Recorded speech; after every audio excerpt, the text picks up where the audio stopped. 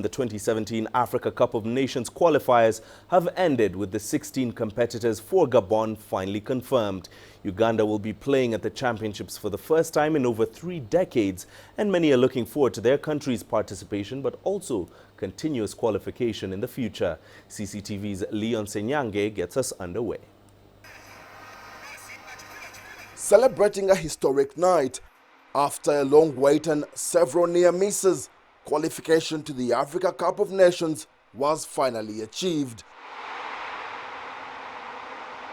For the man in charge of guiding Uganda to its first Africa Cup of Nations finals in 38 years, qualification was a special moment. This country has very young population. People have been born, they grew up, they are living, and they have never heard their own anthem at Africa Cup of Nations. This meaning is a special moment for them, and they have been the main driving force because their support, their love and their passion with prayers have been a crucial ingredient of us going all the way. Uganda's success has been a cocktail of teamwork, individual genius and great fan support. It's an opportunity for our boys to go and measure out with what happens on the big stage with the big boys and see what they can make out of it. Football is always of surprises. We can surprise and go to the quarterfinals if our boys are committed and if we really select the cream. The draw for the Africa Cup of Nations will be announced in October, and the planning here for Gabon 2017 has already begun. There is great optimism that the dream return to Africa's biggest football showpiece will get off with a bang. But in the midst of celebrations, there are already concerns of the team's consistency. Many people would love Uganda to be at every Nations Cup, but it's very possible that Uganda qualifies for 2017 in Gabon and does not qualify for the next 7 editions. And for me, those are things that Uganda should be asking themselves. Ask the question, now that Uganda has qualified, are we in position to qualify for the next 7 editions of the Nations Cup? Maybe we are not. Uganda's last participation saw them finish as runners-up in the 1978 finals. This time, they entered the competition in January as underdogs, but possibly the kind that could spring a surprise. Ssenyange, CCTV, Kampala, Uganda. Well, we're still talking all things Africa Cup of Nations qualification, and for more, we can now cross live to Cairo, Egypt, where sports analyst Hatem Maher now joins us. Hatem, of course, one of the big stories is that the nation where you are right now, Africa's most successful team in the competition, Egypt, are finally back in AFCON contention. Can they actually stand a chance in Gabon next year?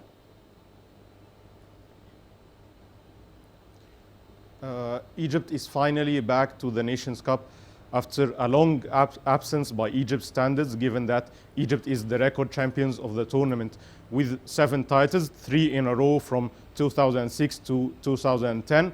I think Egypt coach Hector Cooper did a very good job during the qualifiers. Egypt had a very convincing campaign, beating the likes of Nigeria and holding them to an away draw. So Egypt fully deserved to qualify.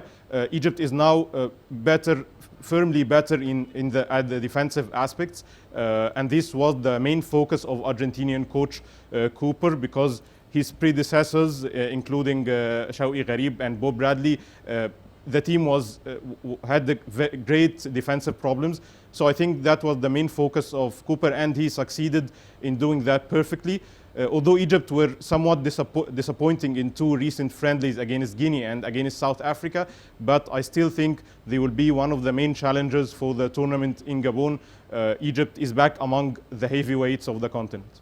Indeed, they are back. Another team that's coming back, Hatem, is, of course, Uganda. They've been out of the competition for about 4 decades. Do you think that they can actually perform at next year's tournament? Yeah, I think definitely the qualification in itself is a great achievement, given that Uganda does not have the luxury of other teams because they do not have many players in Europe.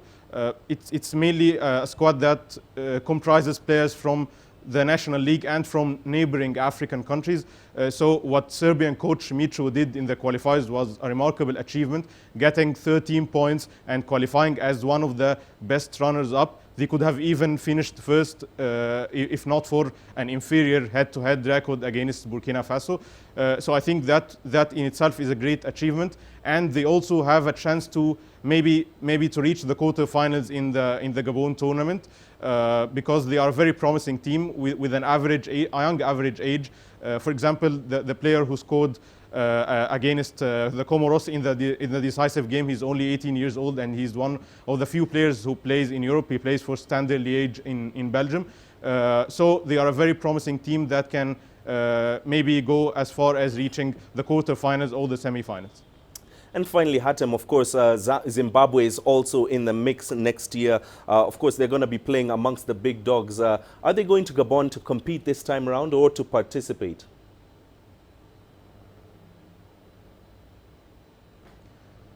Yeah, I think the Gabon tournament will be up for many surprises. I think the gaps between the big teams and the so-called smaller ones are not as big as it used to be.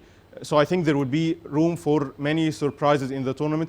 The usual heavyweights, like for example the Ivory Coast and Cameroon, and those teams are not up to the standards they were before. So I think this makes it maybe easier for smaller teams to spring an upset. We have many smaller teams that can actually do well at the tournament. So I think we are up for many surprises next year. All right, Hatem, thank you very much for that insight. Hatem Maher, who is a sports analyst, joining us live from Cairo in Egypt.